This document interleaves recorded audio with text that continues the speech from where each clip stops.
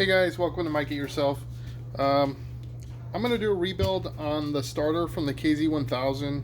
So as I was working through my issues after installing that Dynatech pulsar ignition system, this is a can that I've been kicking down the road, hoping not to worry about, but it's come to a point where it's actually acting up quite a bit, where it'll make, like, I guess for lack of better words, a grinding noise. It sounds like perhaps there's an issue with the brushes or whatever inside of the starter itself. They sell a kit to rebuild these relatively cheap, like 15 bucks on eBay. A brand new starter, if you get the Kawasaki, package starter, you're looking at 500 bucks, and then for a aftermarket, you're looking at about half the price at 220 or so. And so this is a Mitsuba SM13, and the things to note kind of on this is placement of the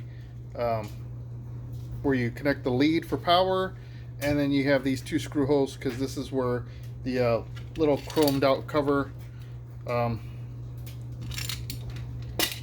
gets bolted onto it. So there are a lot of starters out there on the market that say that they're for the KZ1000, but just pay attention to that stuff if you're like me and you get the 1000P. So go ahead and take it apart, and we'll take a look at the inners and order up a kit.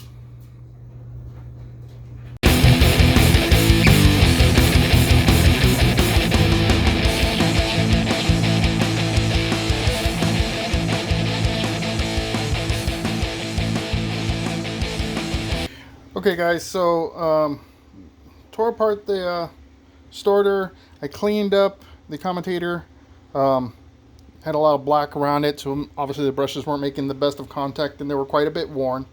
I had ordered a rebuild kit, and it didn't fit for my model for whatever reason. I went based on what Kawasaki recommended. So the kit, I mean, it's a decent kit, but the front bearing isn't the right size, and the plate, the brush plate, was also different. I was sent a 4-brush plate, and what I need is actually a 2-brush plate. So I ordered the 2-brush plate and was returning this, and they actually let me keep it, which is really cool because I am going to use the rings, the little rubber seals and everything that came with it, because those do fit. So I went ahead and replaced the front one for the casing, this front one as well here, and they're very easy to put on. These are very old and just damaged, so peel that off.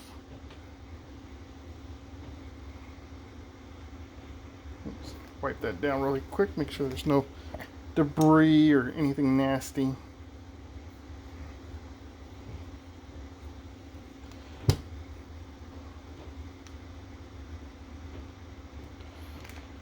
And so it should be a simple assembly. I'm going to put a little bit of bearing grease here on this one, just to keep things lubricated. You don't want to put too much in this, I'm assuming, because as the brushes wear, that creates dust, and that stuff will gunk up with, it'll find its way to the to that grease, and it'll become like probably like a fine sand is what I'm guessing. But just to avoid that, go super light on it, and do your best to avoid it. So I removed all the little shims, cleaned those off. Again, super light coatings, and I'm going to reassemble it, and then we'll be able to put it back in the bike.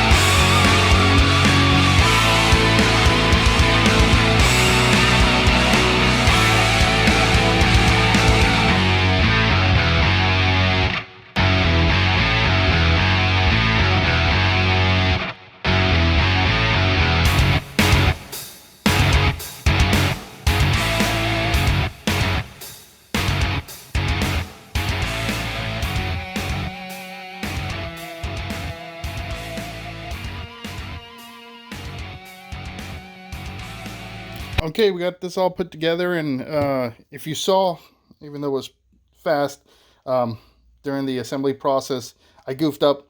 I didn't secure this up front, so it kind of got cockeyed and got in the way. So I had to reopen it up, pull that through. I threw on the base nut here, and got that all squared away. Depending on your starter, you may or may not have little markings that tells you where to line everything up. If you don't, then I would recommend using a marker or something before you take it apart. So that way, when you put it back together, you put it in the exact same position.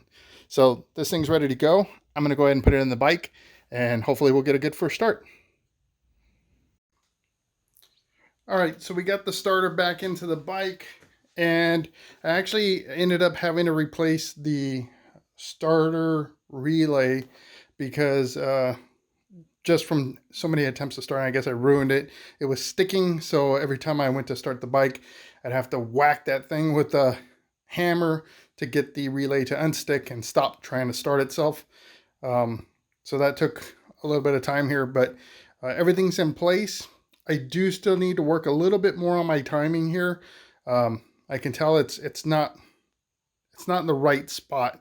So I'm going to end up having to take this thing out to like a parking lot or something like that where I can run the timing light, rev on it, and not piss off my neighbors. So that's, one of the next things to do. But we're going to go ahead and give it a start so you can hear it, and we'll see how it goes.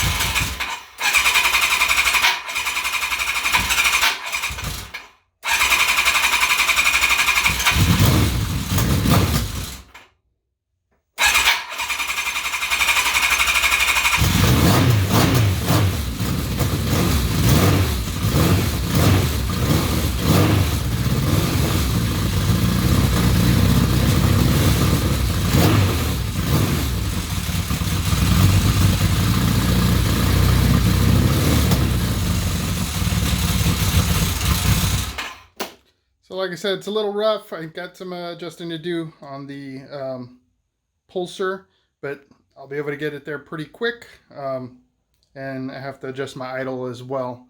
So again, thanks for watching the video. I hope you enjoyed it.